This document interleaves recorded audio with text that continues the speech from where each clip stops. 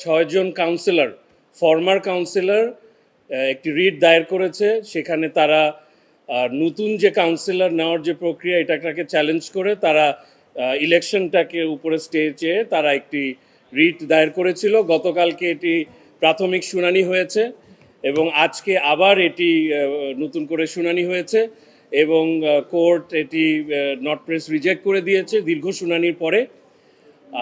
তো এখন যেটি দাঁড়ালো যে ইলেকশন 7 তারিখ ইলেকশন হতে কোনো বাধা নেই।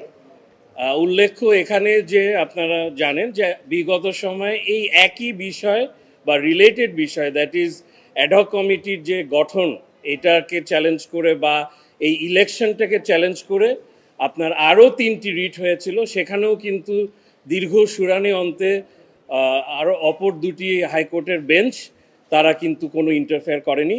তো টোটাল 4টা মামলা হয়েছে এই ইলেকশন এবং অ্যাডহক কমিটির কনস্টিটিউশনের বিষয়ে এবং 4টি মামলাতেই শুনানি অন্তে আমাদের হাইকোর্ট ডিভিশনে বিভিন্ন বেঞ্চ কোনোটি আসলে এখানে ইন্টারফেয়ার করেনি বা এন্টারটেন করেনি।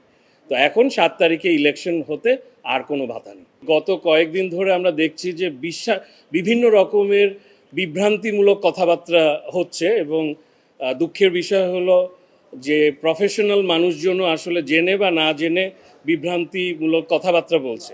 সেখানে আপনাদেরকে একটু 2টা জিনিস খুব ক্লিয়ারলি করে বলা দরকার।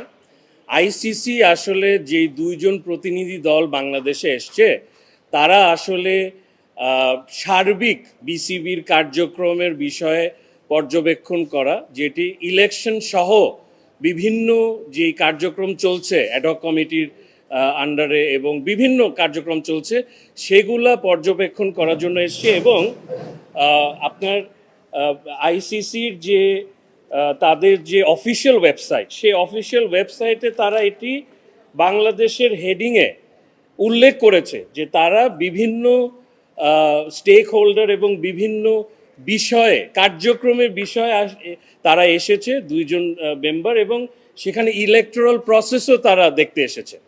এই জিনিসটি নিয়ে খুব দুঃখজনক বিষয় হলো যে আমিও খেয়াল করলাম যে গতকালকে একজন আইনজীবী এই বিষয়ে একটি স্টেটমেন্ট দিয়েছে যেটি তো টোটালি অসত্য।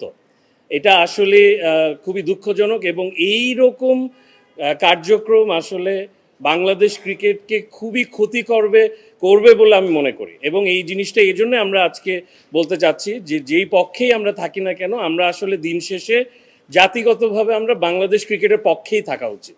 আরেকটা জিনিস নিয়ে খুব বিভ্রান্তিমূলক স্টেটমেন্ট দেওয়া হচ্ছে, সেটা হলো যে অ্যাডহক কমিটিরকে আইসিসি এন্ডোর্সমেন্ট দেয়নি, এটা একদম গতকালকে সুনির্দিষ্টভাবে বলা হয়েছে। এটিও একটি টোটালি অসত্য একটি স্টেটমেন্ট, বিভ্রান্তিমূলক স্টেটমেন্ট। এটি কোনোভাবেই সত্য না এই কারণে যে এই অ্যাডহক কমিটি গঠন হয়েছে এপ্রিল মাসে।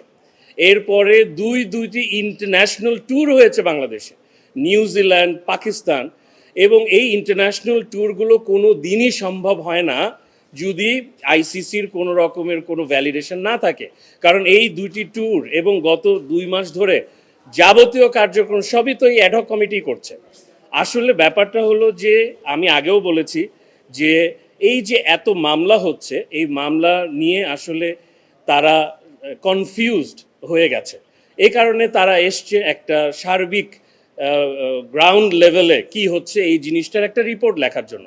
গতকালকে আমরা লিগাল টিম বসেছি, আপনি ঠিকই বলেছেন, আমরা গতকালকে অলমোস্ট 2 ঘন্টা আমরা মিটিং করেছি। সেখানে আসলে মূল আলোচ্য বিষয়ই এটা ছিল যে এই যে সব কিছু হচ্ছে এই জিনিসটা কিভাবে হচ্ছে, কিসের লর আন্ডারে হচ্ছে। আমরা তাদেরকে বোঝালাম যে 4টি কেসে আসলে কোর্ট কেন ইন্টারফেয়ার করলো না, কারণ অ্যাপারেন্টলি কোনো অ্যাবিউজ, এখানে গভর্নমেন্টের কোনো অ্যাবিউজ বা কোনো দিক দিয়ে কোনো ইললিগ্যালিটি কোনো কিছু খুঁজে পায়নি। কারণ 4টি কেসে 3টি বেঞ্চ যখন এটাকে ডিটেল হিয়ারিং করার পরে কোনো ইন্টারফেয়ার করে না তখন এইটার মানে এটাই দাঁড়ায় যে সব কিছু আসলে আইন সিদ্ধভাবেই হচ্ছে।